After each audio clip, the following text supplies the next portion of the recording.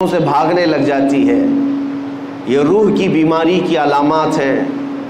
اسے مسجد اچھی نہیں لگتی، قرآن کی تلاوت اچھی نہیں لگتی، لیکن وہی سینما اچھا لگنے لگ جاتا ہے، بے حیائیاں اچھی لگنے لگ جاتی ہیں۔ یہ روح کی بیماری کی علامات ہیں۔ آپ نے محسوس کیا ہوگا جب آدمی کو بخار آتا ہے تو ہر کھانا کڑوا لگتا ہے، اچھا کھانا بھی کڑوا کڑوا لگنے لگتا ہے، حالانکہ کھانا تو اچھا ہی ہوتا ہے۔ آپ روٹی کھائیں، چاول کھائیں، سالن کھائیں، لیکن منہ کا مزہ نہیں آتا۔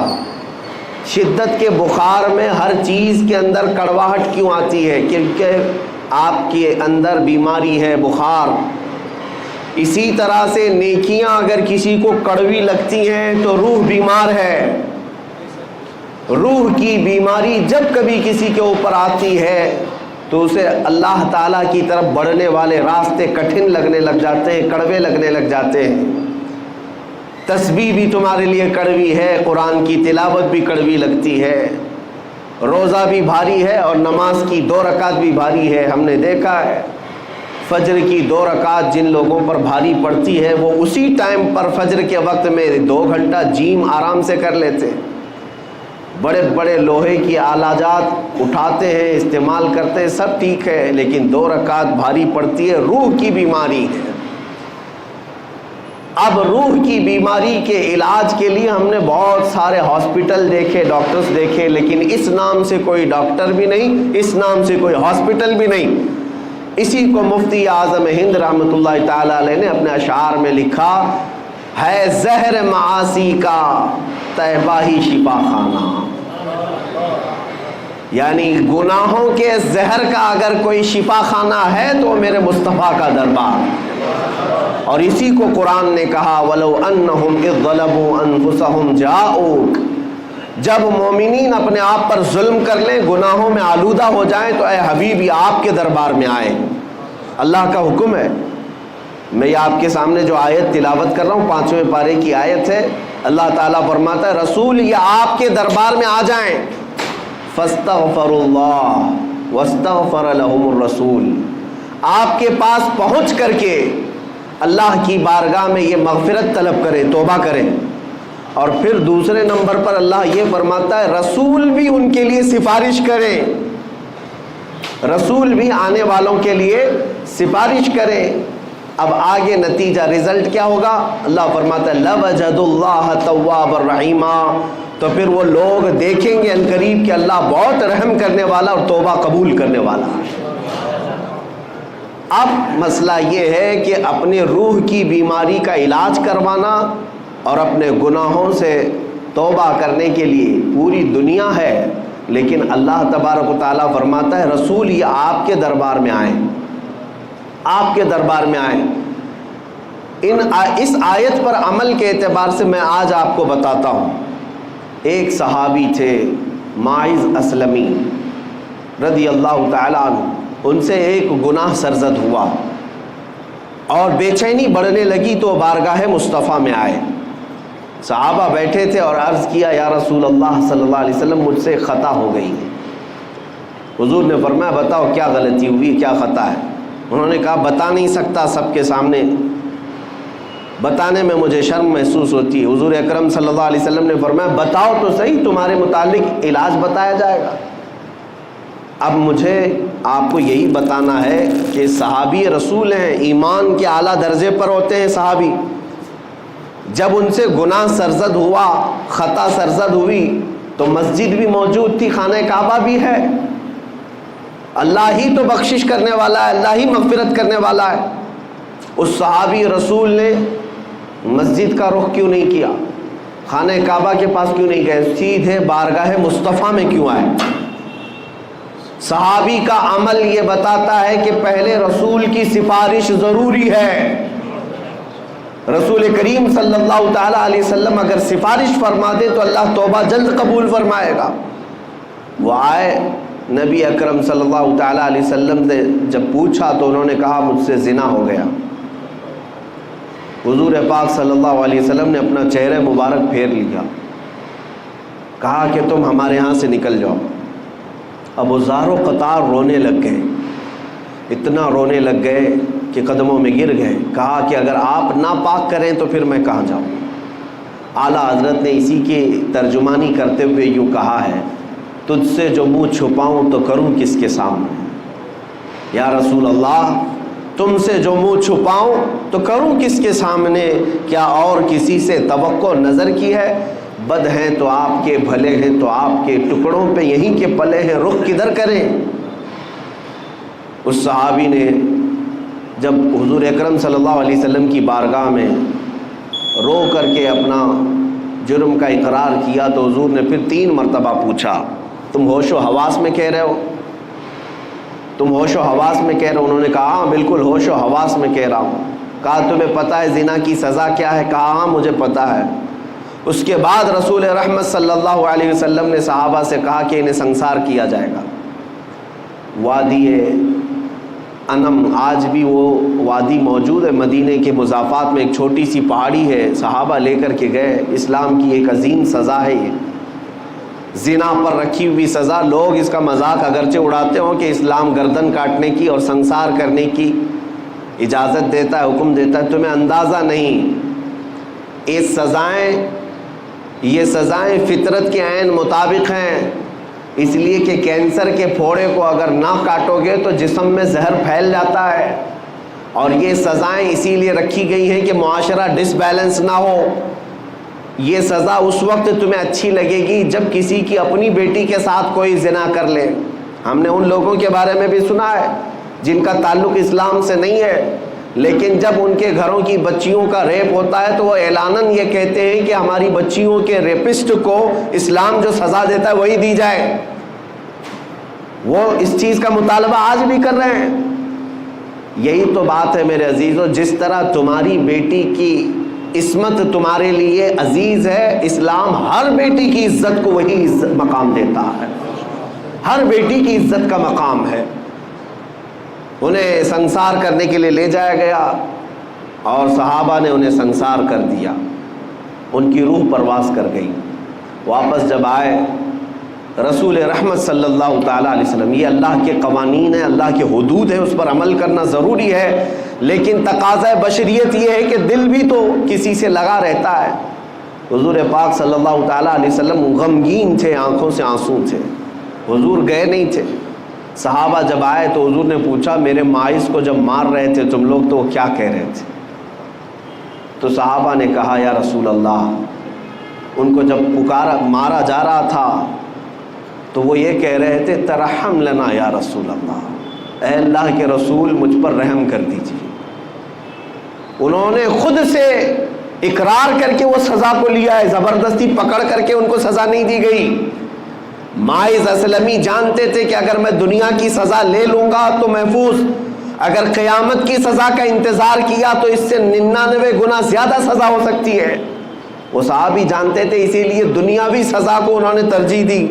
خود سے قبول کیا کہ مجھے یہی سزا دو، آخرت کی سزا کا میں انتظار نہیں کرنا چاہتا.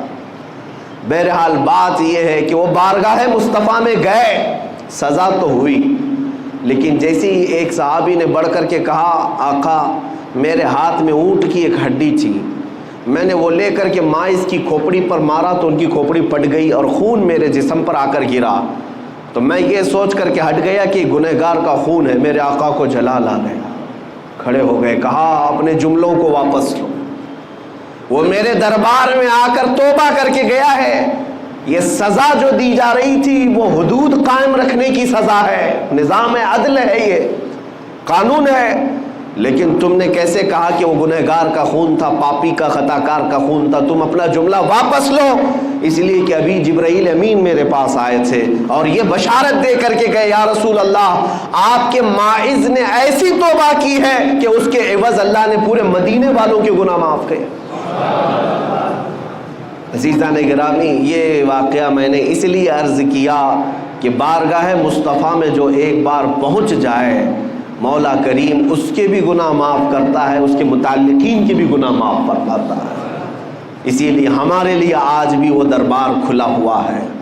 اب بات آتی ہے، صحابہ تو گئے حضور کے پاس، جب کبھی ان سے خطائیں ہوئی حضور کے پاس گئے، کیونکہ قرآن کہتا ہے، آیت پر عمل ہے: وَلَوْ أَنَّهُمْ إِذْ ظَلَمُوا أَنفُسَهُمْ جَاءُوكَ. جب مومنین اپنی جانوں پر ظلم کریں تو یا اے رسول یہ آپ کے پاس آ جائیں۔ تو ٹھیک ہے، اس آیت پر صحابہ نے تو عمل کر لیا، لیکن جب میرے آقا صلی اللہ تعالیٰ علیہ وسلم وصال فرما گئے اور ہم سب سے پردہ فرما لیا، تو اب قیامت تک آنے والے اس آیت پر کیسے عمل کریں گے؟ قرآن تو صرف حضور کے زمانے کے لیے نہیں نازل ہوا، قیامت تک کے لیے ہے، اس کا ہر حکم قیامت تک کے لیے ہے۔ اب اس آیت پر ہم اور آپ کیسے عمل کریں گے؟ مثال کے طور پر گناہ ہم سے بھی ہوئے، آپ سے بھی ہوئے، اور قرآن کہتا ہے جب گناہ زیادہ ہو جائیں تم سے تو جاؤ رسول کے دربار میں، رسول کے دربار میں۔ اب مان لیا کہ مدینہ کے دربار میں ہر ایک گنہگار کو پہنچنا ضروری ہوتا، تو آج کے حالات بتا رہے ہیں کہ ہر غریب اور ہر امیر نہیں پہنچ سکتا، حالات الگ مختلف ہوتے ہیں۔ اور آج تو حج اور عمرے اس قدر مہنگے ہو گئے کہ ایک عام آدمی کے بس سے باہر ہوتے نظر آتے ہیں، اور گناہوں کا تو سیلاب ہمارے پاس ایسا ہے کہ ہر مہینے جائیں تو بھی کم ہے۔ تو بارگاہ مصطفیٰ میں جانے کا حکم تو آیا، لیکن جائیں کیسے؟ قرآن تو کہہ رہا ہے جاؤ رسول کے دربار میں، اگر وہ سفارش کر دیں تو اللہ بھی تمہاری توبہ قبول کرے گا۔ تو اب اس آیت کے تحت تمہیں یہ ماننا پڑے گا اللہ تعالیٰ کسی بھی بندے پر اس کی طاقت سے زیادہ کا حکم نہیں دیتا، اس کی طاقت سے زیادہ کا حکم نہیں دیتا۔ وہ افریقہ کی سرزمین پر رہنے والے جو 2 روٹیوں کے لیے اپنے پیٹ پر پتھر آج بھی باندھتے ہوں، وہ 2 روٹیوں کے لیے بڑی محنت اور کشمکش میں مبتلا رہتے ہوں، وہ جب گناہ کر لیں تو مدینے کیسے پہنچیں گے؟ ان کے پاس تو اسباب بھی نہیں۔ اور ہمارے وطن میں بھی بہت سارے غریب ہیں، کیا وہ ہر ایک مدینہ طیبہ اور عرب کا سفر کرنے کے قابل ہے؟ نہیں ہو پائے گا۔ اب اس آیت پر عمل کا طریقہ کیا ہوگا؟ گناہ ہم سے بھی ہوتے ہیں، آپ سے بھی ہوتے ہیں، اب حضور کے دربار میں جائیں کیسے؟ تو مفسرین فرماتے ہیں یہ اللہ تعالیٰ کا نظام ہے کہ وہ اپنے بندوں پر اس کی طاقت سے زیادہ، بندے کی طاقت سے زیادہ کا حکم نہیں دیتا۔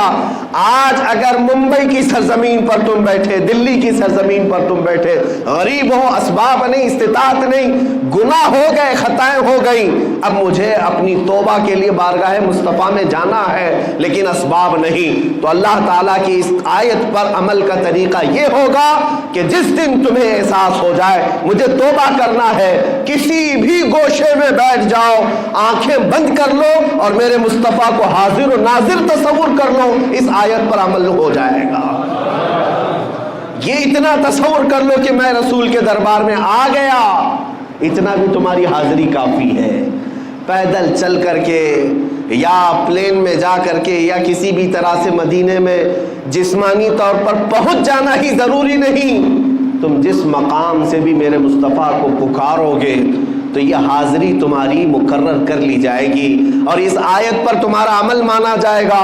آج تم سے گناہ ہوئے، شام میں بیٹھا اور میرے آقا کا تصور کیا اور کہا یا رسول اللہ میں گنہگار ہوں، میں خطا کار ہوں، کر کے تمہارے گناہ مانگے تمہاری پناہ، تم کہو دامن میں آ، تم پہ کروڑوں درود۔ اعلیٰ حضرت بریلی شریف میں بیٹھ کر کے ہی تو یہ تمنا کر رہے تھے، گندے نکمے کمی، مہنگے ہیں کوڑی کے تین، کون ہمیں پالتا، تم پہ کروڑوں درود، بے ہنر و بے تمیز کس کو ہوئے ہیں عزیز، ایک تمہارے سوا تم پہ کروڑوں درود۔ بارگاہ مصطفیٰ میں جب بندہ یہاں سے آرزو کرتا ہے، تمنا کرتا ہے، تو میرے مصطفیٰ کریم صلی اللہ تعالیٰ علیہ وسلم وہی مدینے سے اللہ کی بارگاہ میں اس بندے کی سفارش کرتے ہیں، مولا فلاں بن فلاں نے مجھے آج پکارا ہے، فلاں کا بیٹا گناہوں سے توبہ کرنے کے لیے بڑی دور سے مجھے پکارا ہے اور میں اس کی سفارش کر رہا ہوں، مولا تو اس کی توبہ قبول کر لے۔ عزیزان گرامی وقار، حج پر ہر ایک کا جانا ممکن تو نہیں لگتا، لیکن بارگاہ مصطفیٰ میں ہر ایک کا پہنچنا ممکن ہے۔ اسی طرح کی ایک بات میں آپ کو بتاؤں، سچی طلب ہے، سچی تمنا ہے تو تمہاری روحیں وہاں پر حاضری دیا کرتی ہیں، حاضری دیا کرتی ہیں۔ حضرت عبداللہ ابن مبارک وہ حج کے لیے نکلے تھے، حج کے لیے اس وقت جب نکلتے تھے تو پیدل ہوتے، قافلوں پر جاتے، اونٹ اور گھوڑے کے سفر ہوتے۔ حضرت عبداللہ ابن مبارک سفر کے لیے نکلے خراسان سے، اور درمیان راستے میں ان کا قافلہ چل رہا تھا، ایک جگہ پر ان کا پڑاؤ ہوا رات کو، اور صبح جب بیدار ہوئے تو آپ اٹھ کر کے دیکھتے ہیں قریب میں ایک کچرا کا پورا کوڑا دان جہاں پر لوگ کچرے لا کر پھینکتے ہیں، ایک گڑھا تھا، وہاں پر ایک چھوٹی 8 سال کی بچی بیٹھی کچرے میں کچھ ڈھونڈ رہی تھی۔ ابن مبارک فرماتے میں قریب جا کر دیکھا ایک چھوٹی سی بہت خوبصورت بچی ہے، کچرا ڈھونڈ رہی ہے۔ تھوڑی دیر کے بعد اس کو ایک مری ہوئی چڑیا نظر آئی، وہ مری ہوئی چڑیا اٹھائی، اس کے پر وغیرہ نوچ کر کے وہ چبا کر کھانے لگی، اور تھوڑا سا اس میں بچا لیا اور بھاگنے لگی۔ ابن مبارک اس کو پکڑ لیتے، کہا اے بیٹی تیرا نام کیا ہے؟ اس نے مسلمان نام بتایا، اور کہا کہ کیا تجھے معلوم نہیں یہ مردہ کھا رہی ہے؟ تو یہ کچرے میں سے اٹھا کر مردہ کھا رہی ہے، مری ہوئی چڑیا۔ وہ بچی سر جھکاتی اور کہتی ہے اے بزرگ، کیا اسلام اس بات کی اجازت نہیں دیتا کہ 3 دن کی بھوک کے بعد میرے گھر میں کوئی چیز نہ ہو؟ میرا ایک معذور بھائی میرے گھر کے اندر سویا ہوا ہے، اور میں بھوک کی شدت کی وجہ سے 3 دن کے بعد اگر مری ہوئی چڑیا کھاؤں تو کیا اسلام اس کی اجازت نہیں دیتا؟ ابن مبارک کا دل سہم گیا۔ اس لڑکی کے ساتھ وہ اس کی جھوپڑی میں گئے، دیکھا تو معذور بھائی اس کا ایک لیٹا ہوا ہے اور ایک لڑکی ہے، کچھ بھی نہیں ہے گھر میں، کوئی چیز نہیں ہے۔ وہ مری ہوئی چڑیا کچرے کے کوڑے دان سے اٹھا کر کے کھا کر کے آئی، ان کا دل اتنا پسیج گیا۔ ابن مبارک اپنے قافلے میں آئے، جو زادے راہ وہ لے کر نکلے تھے، سامان پیسہ سب ایک گٹھری میں جمع کیا اور اس بچی کو دے دیا، کہا یہ تو لے لے، اب میں حج پر نہیں جا سکتا۔ اب سامان بھی نہیں تھا، مال بھی نہیں تھا، پیسہ بھی نہیں تھا، بیچ راستے میں اس چھوٹی سی بچی کو مالک بنا دیا اور قافلے سے واپس اپنے وطن چلے آئے، اپنے گھر آ گئے۔ خراسان جب واپس آئے، میرے عزیزوں، جو اس زمانے میں حج کرتا ہوگا اسے اندازہ ہوگا کئی دن تک تو پیسے جمع کرتے ہیں، کئی مہینے تک تو سفر کرتے تھے، لیکن درمیان میں اگر کوئی اپنا قافلہ چھوڑ کر کے وطن آ رہا ہو تو دل پر کیا گزرے گی؟ بہرحال اللہ تعالیٰ کی ایک بندی پر رحم کرتے ہوئے وہ واپس آ گئے۔ جب گھر آئے، حاجیوں کا قافلہ تو گیا، حج کیا، مدینہ طیبہ کی حاضری بھی ہوئی۔ وہ مہینوں کے بعد جب واپس آئے اپنے وطن، جو حاجی گئے تھے، گاؤں والے استقبال کے لیے کھڑے تھے، سبوں نے استقبال کیا، حاجی آئے ہوئے ہیں، حج سے آئے ہیں۔ تو ان حاجیوں کے استقبال کے بعد لوگوں نے پوچھا حج کیسا ہوا تمہارا؟ حج کی کچھ اپنی کاروائیاں بتاؤ، کیسا حج کیا؟ وہ جو حاجی گئے تھے وہ کہنے لگے کیا کہنا ہمارے حج کا، عرفات میں تو ہم عبداللہ ابن مبارک کے ساتھ دعا کر رہے تھے، مزدلفہ میں عبداللہ ابن مبارک نے ہماری امامت کی ہے، کنکریاں ہم نے ان کے ساتھ ماری ہے، بارگاہ مصطفیٰ صلی اللہ علیہ وسلم میں جب ہماری حاضری ہوئی عبداللہ ابن مبارک جیسا امام ہمارے ساتھ تھا، تو حاضری کا کیا کہنا؟ ہر حاجی عبداللہ ابن مبارک کا نام لے رہا ہے۔ تو گاؤں والے تھے، پریشان تھے، حج کے دنوں میں تو عبداللہ ابن مبارک یہیں تھے، حج گئے نہیں، اور ہر حاجی کہہ رہا ہے کہ ہمارے ساتھ عبداللہ ابن مبارک، یہ کیا ماجرا ہے؟ لوگ آئے اور ان سے پوچھنے لگے عبداللہ ابن مبارک سے، کہا کہ یہ حاجی تو سب کہہ رہے ہیں مینا میں، عرفات میں، مزدلفہ میں آپ تھے، بارگاہ مصطفیٰ میں وہ آپ کے ساتھ تھے۔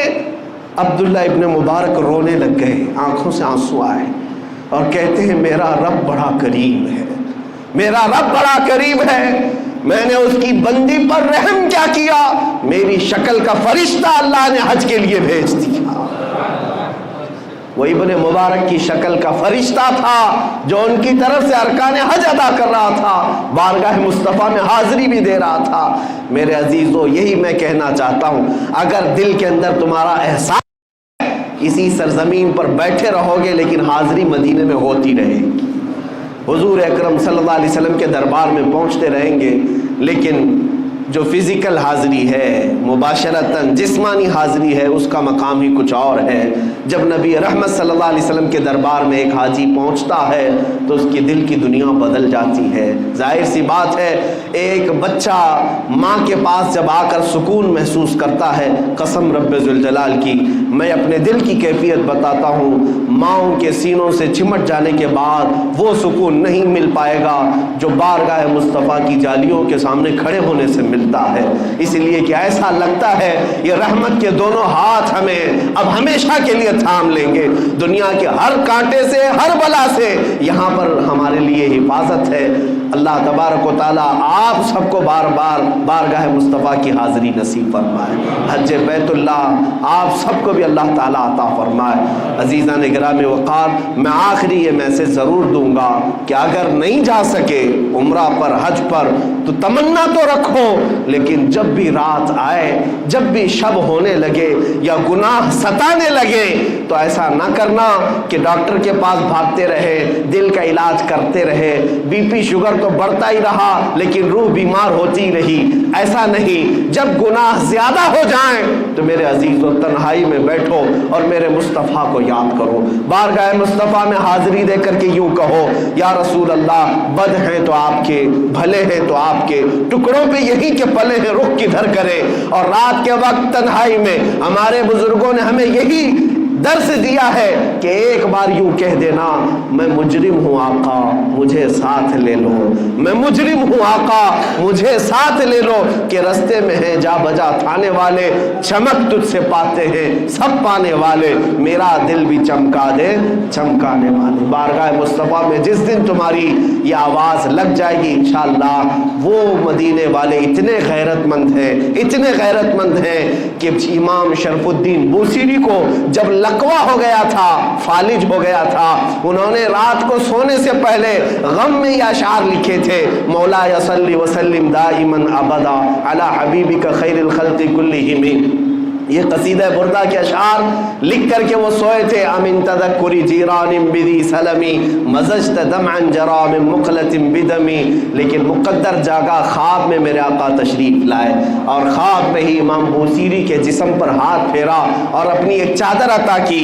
شرف الدین بوصیری کہتے ہیں صبح جب میں اٹھا تو دیکھا نہ مجھے لقوہ ہے، نہ فالج ہے، نہ پیرالائز ہے، میں صحیح سلامت ہوں، اور خواب میں میرے آقا نے جو چادر دی تھی وہ میری گود میں ابھی بھی پڑی ہوئی تھی۔ وہ جب عطا کرنے پر آئے تو بے حساب عطا کرتے ہیں، اتنا دیا سرکار نے مجھ کو جتنی میری اوقات نہیں، یہ تو ان کا کرم ہے ورنہ مجھ میں تو ایسی بات نہیں۔ عزیزان گرامی، اللہ کریم ہم سب کو بارگاہ مصطفیٰ کا ہمیشہ وفادار بنا رکھے۔ رب کریم آپ سب کو بری بیماریوں سے محفوظ فرمائے، ہر طرح کی آفت و بلا سے اللہ محفوظ فرمائے۔ وآخر دعوانا ان الحمد للہ رب العالمین۔